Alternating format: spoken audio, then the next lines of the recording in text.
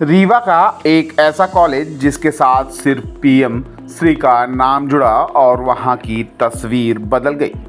अब यहाँ आसानी से छात्रों को प्रवेश नहीं मिलता। यहाँ वह सारी सुविधाएं और कोर्स संचालित हो रहे हैं जिसकी ज़रूरत रीवा के छात्रों को है। पर्याप्त स्टाफ, पर्याप्त शिक्षक अब इस कॉलेज में मौजूद हैं। छात्रों को लाने और ले जाने के लिए बसों की भी व्यवस्था यहाँ हो गई है। ऐसे ऐसे कोर्स का संचालन हो रहा है जिसकी रीवा में कल्पना भी नहीं की जा सकती। आने वाले समय में इसी कॉलेज में एविएशन और होटल मैनेजमेंट के कोर्स का भी संचालन किया जाएगा। इसकी सारी तैयारियां हो चुकी हैं। अब आप सोच रहे होंगे कि यह कौन सा कॉलेज है जिसके साथ सिर्फ पीएम श्री का नाम जुड़ने से वह कॉलेज आसमान पर पहुंच गया है। हम आपको उस कॉलेज का नाम बताते हैं। जिस कॉलेज का जिक्र हम कर रहे हैं उसका नाम मॉडल साइंस कॉलेज है। मॉडल साइंस कॉलेज की स्थापना 1963 में हुई थी। तब यहाँ सिर्फ गिनती के 3 कोर्स संचालित थे। छात्र संख्या भी कुल मिलाकर 3000 के अंदर ही सिमट जाती थी। सुविधाओं के नाम पर यहाँ कुछ भी नहीं था। शिक्षक और स्टाफ भी पर्याप्त नहीं था।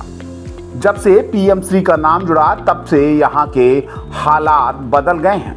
इंफ्रास्ट्रक्चर से लेकर सुविधाओं में 4 चांद लग गए हैं। अब यह पहले वाला मॉडल साइंस नहीं रह गया है। यहाँ ऐसा कोई भी विषय नहीं है जो संचालित न हो रहा हो।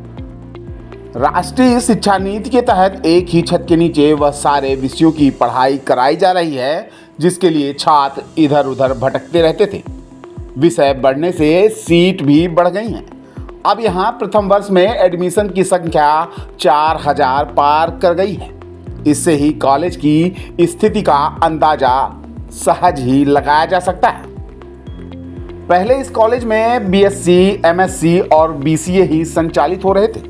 अब यहाँ BA, BBA, BCom, BFSI, BCA plain विषय संचालित हो रहे हैं। इसके अलावा डिप्लोमा कोर्स में एआई और एआई फिनटेक कोर्स संचालित किया जाता है। इसमें एडमिशन सिर्फ उन्हीं को मिलता है जो आईआईटी दिल्ली से आयोजित ऑनलाइन परीक्षा में पास होते हैं। इसके अलावा PM Shri model science college में 7 विषय ऐसे हैं जिन्हें सीधे रिसर्च से जोड़ दिया गया है। Botany, zoology, chemistry, geology, math, stat, physics जैसे विषयों में रिसर्च जोड़ दिया गया है।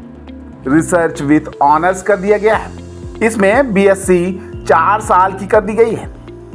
छात्र इन कोर्स में रिसर्च भी कर सकते हैं। सभी विषयों के लिए रिसर्च सेंटर बनाया गया है।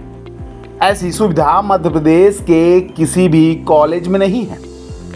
इतना ही नहीं, आने वाले समय में छात्र छात्राओं के लिए यहाँ पर होटल मैनेजमेंट और एविएशन के कोर्स भी संचालित किए जाने वाले हैं। एयरपोर्ट का विस्तार और होटलों का विस्तार होने का फिलहाल इंतजार किया जा रहा है।